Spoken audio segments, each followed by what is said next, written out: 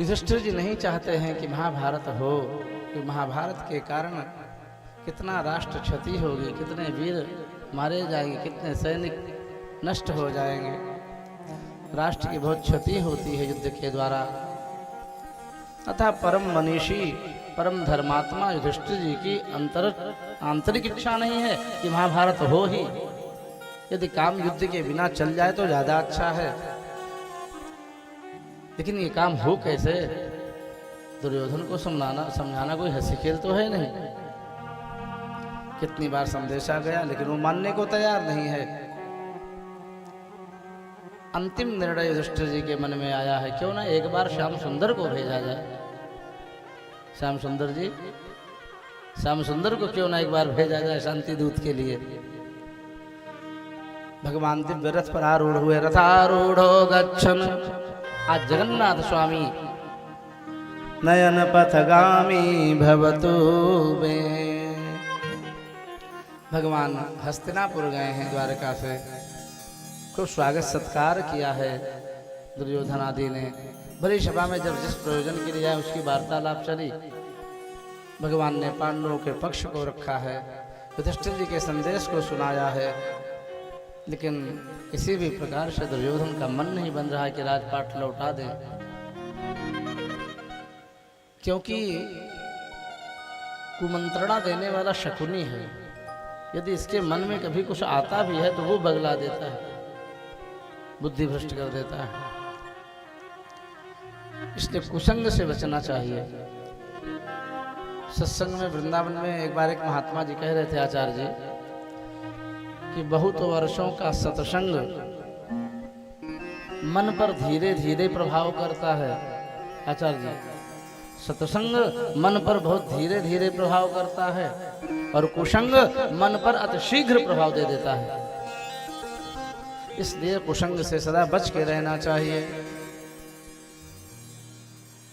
भगवान ने अंतिम निर्णय बताया है, सुयोधन, यदि उनका आधा राजपाट नहीं दे सकते हो तो 5 गांव ही दे दीजिए। देहि में चतुरग्रामान पंचमम हस्तिनापुरम। इंद्रप्रस्थम यमप्रस्थम ममंती वारुणाव्रतम। देहि में चतुरग्रामान पंचमम हस्तिनापुरम। इन 5 नगरों को, गांवों को ही दे दीजिए।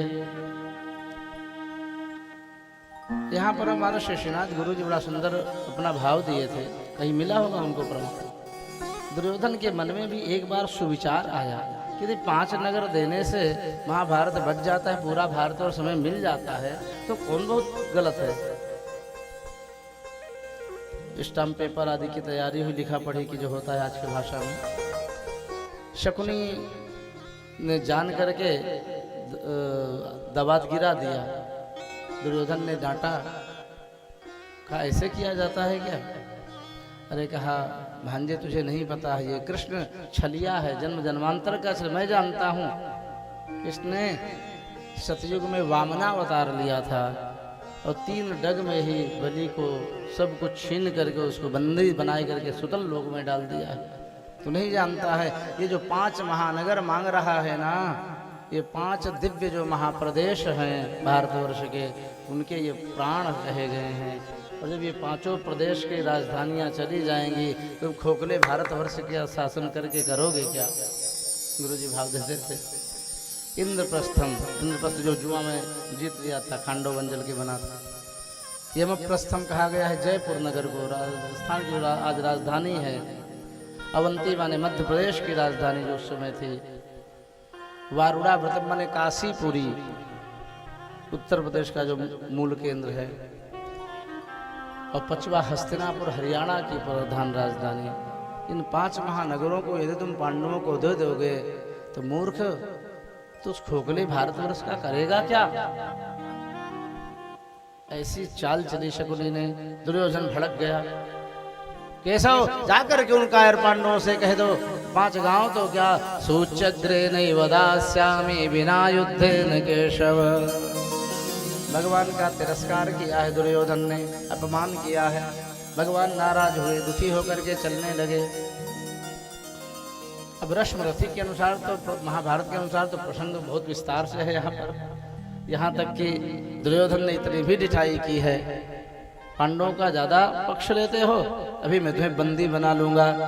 भगवान ने डांका है, हाँ हाँ दुर्योधन बांध मुझे, दुर्योधन ये तेरे बाहुओं में बल है, तो वाह तू मुझे बंधन करके दिखा। अहंकार में आकर के दुर्योधन ने कर्ण शकुनी दुर्योधन ने सबको आज्ञा दिया है, जो ही अपना दिव्यास्त्र आदि अनुसंधान करने के लिए तत्पर होते हैं, भगवान सभा में विराट रूप धारण करते हैं।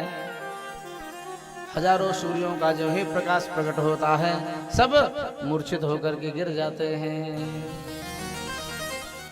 भगवान रूप संवरण किए हैं, जाने लगे। दुर्योधन ने फिर से अगवानी की ली है, नहीं नहीं हम तुम्हारे यहाँ नहीं खाएंगे 56 भोग, हम तो काका विदुर के घर में जा करके प्रसाद पाएंगे।